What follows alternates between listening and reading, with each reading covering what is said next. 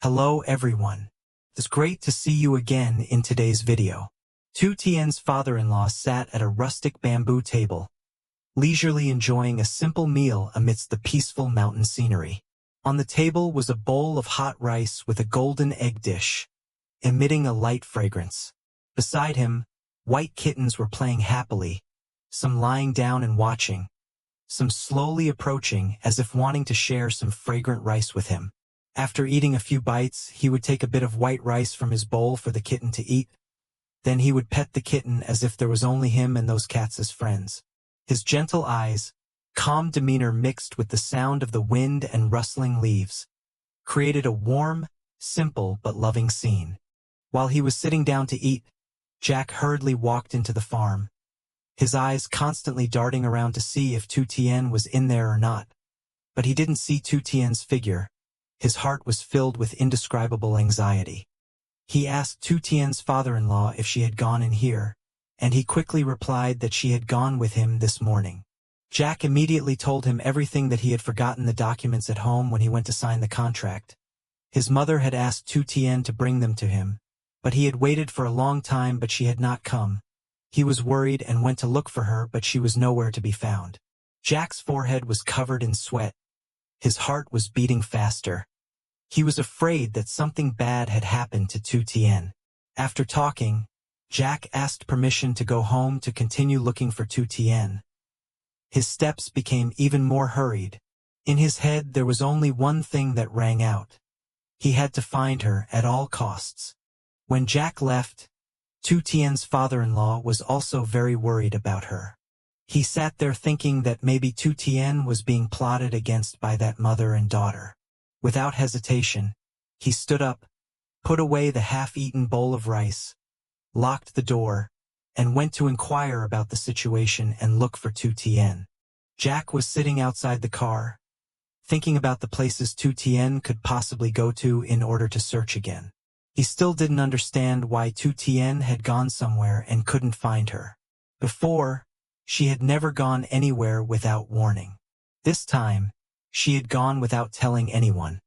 So he was very suspicious that something unfortunate had happened to her. Then he suddenly remembered the story of the man in the coffee shop talking about a girl's accident. So he thought of going there to find out what was going on. At this moment, Tu Tien was lying motionless on the hospital bed in a coma. Her pale face was wrapped in a white bandage on her forehead. Her dry lips were slightly pursed. Her body was weak, her fragile breathing mixed with the steady sound of the heart monitor in the quiet room. The four dripped slowly. Each drop of water seemed to count the heavy passing time. The doctors and nurses still took turns checking and caring for her, hoping that Tu Tien would soon wake up from her long coma. After checking Tu Tien's health, the doctor called her family in. At this time, an old couple came in and told the doctor that this girl had a car accident with my car. So now we are here instead of her family because her phone is broken and she still can't call her family.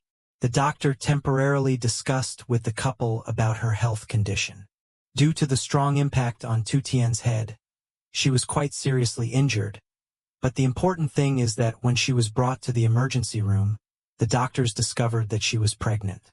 Luckily, the fetus in her womb was still normal and not affected. The kind couple asked the doctors to treat Tu Tien with the best methods so that she could recover soon. But because of the collision, the doctors still asked to move her to the monitoring room to see how the situation was. They started to move Tu Tien's hospital bed into the special monitoring room to make it easier for the examination. Jack also went to the accident scene this morning according to the story of the man in the coffee shop. He went into a nearby coffee shop and took out his phone and showed them Tu Tien's photo. He wanted to ask if the accident this morning was the girl in the photo. When the woman said she didn't know, Jack continued to go to another place to ask with the purpose of asking about Tu Tien's whereabouts. Going to the next shop, Jack continued to take out Tu Tien's photo and looked at the phone to ask the woman. As soon as he saw the photo, the woman immediately recognized it as the girl who had the accident this morning. Hearing that, Jack's face suddenly became worried. He quickly asked if the girl who had the accident this morning was seriously injured.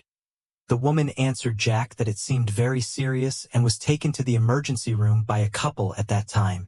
Jack quickly stood up and ran back to his car to find the hospital where Tu Tien was being treated. In the hospital room, the couple always stayed by Tu Tien's bedside, hoping that she would wake up soon. Even though they were strangers, they took care of Tu Tien like their own child. While sitting, they suddenly remembered that her phone was broken. So the man took the phone and said he would take it to get repaired so he could quickly call her family. Before leaving, the man told his wife to stay and take care of Tu Tien. If there was any problem, she could call him now and he would take the phone to get repaired. The woman who stayed behind always sat by Tu Tien's bedside, watching her every breath, hoping that she would wake up soon. She cared for her like her own daughter. Tu Tien's mother-in-law was sitting in the restaurant. She ordered a big bowl of pho and mumbled to herself, "I have to starve myself today to have this bowl of noodles to eat. If only I had more money, I would eat well every day." After saying that, she took out some coins from her pocket and said that the money she had swindled from Jack the last time was several million. But now she only had this much, and she didn't know if she would have enough to pay for this bowl of pho. She said, "Jack is more cautious with her this time, so it will be harder to swindle him out of money. Now the only way is to wait for her son to come home to think of another way to swindle Jack. Because if they run out of money, where will they get the money to spend it?" As soon as she finished speaking, she saw her son walking on the street, so she called him into the shop. As soon as she sat down, she asked him how the investigation she had sent him to find out was going. He happily replied, "This time you will not disappoint me." Hearing that, she seemed very happy and asked, "What have you found out?" He immediately said, "This time you have found Tu Tien's biological parents and even their home address." Then he took out some pictures and showed them to his mother, saying, "These are Tu Tien's biological parents, mother. Look at them." She took the picture and looked at it carefully, then said, "Looking at the picture of Tu Tien's parents, they must have the same conditions, so we must think of a way to get money from both her parents and Jack. This time we must get some money so that we can build a house and live a more comfortable life. You can't stay like this forever." She and her mother are truly scheming and evil people, always thinking of ways to harm people and not doing anything, just hoping to make money from bad things. She told her son to take out his phone so she could call Jack to make an appointment to discuss this time. With all the information like this, she thought she must have tricked Jack into getting a decent amount of money. Holding the phone in her hand, she dialed Jack's number. When he picked up, she went straight to the point. She said that now she had accurate information about Tu Tien's parents and wanted to meet him to discuss. Jack seemed suspicious and answered her on the phone. He said that when she could take him to meet Tu Tien's parents in person, he would talk to her. If she only had some trivial information like the previous times, he would not talk to her anymore. After saying that, Jack quickly hung up the phone, making her bewildered. He said that Jack was more cautious this time, so it would be difficult to fool him. Now he had to think of a way to make him believe her. She and her son were sitting and thinking when she saw her husband passing by. She immediately told her son to call him in. As soon as he entered the shop, he asked what she and her son were doing here. She quickly answered, "My mother and I are sitting and eating breakfast." He asked again, "Do you know where Tu Tien went?" She answered in confusion, "This morning I only saw her at the farm with you, but where she went now I don't know." She asked, "What happened to Tu Tien that you had to go find her?" He immediately said angrily, "If something happened to her, it has nothing to do with you. But I forbid you and your son from going anywhere and finding her and Jack to cheat money or harm people." After saying that, he stood up to leave, but his wife called him back with a tone of pity for him living comfortably on Jack's farm. So he asked him to give me and my mother some money, because now my mother and I live very poorly. Hearing that, he became even more angry, saying that I was chased away by her and her mother. Luckily at that time, Jack was kind enough to take me in and let me stay on the farm. But she and her mother did not want to work, only wanted to think of ways to harm people and cheat other people's money.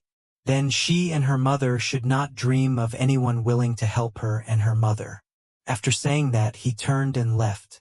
She sat down at the table sadly and said that now that she had no money, how could she go to Tu Tien and her mother's address to find out?